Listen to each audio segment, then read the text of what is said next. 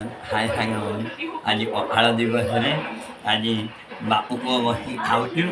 ଆଜି ପଖାଳ ପୁଅ ବି କହୁଛି ନାଇଁ ନାଇଁ ନାଇଁ ବୋଲି ଏଇ ଦେଖନ୍ତୁ ଭାଇମାନେ ଏଇଟା ପଖାଳ ଆଉ ଇଏ ଦେଶୀ ଭେଣ୍ଡିର ପାଗ କରାଯାଇଛି।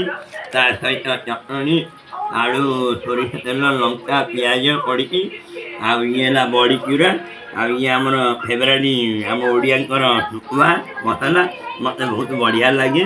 ଆପଣମାନେ ଦେଖିପାରୁଛନ୍ତି ଆମେ ବାପ ପୁଅ ବସିକି ଖାଉଛୁ। ପୁଅକୁ ମାତ୍ର 2 ବର୍ଷ 2.5 ବର୍ଷ ହେଇଛି ଆମେ ବସିକି ଖାଉଛୁ।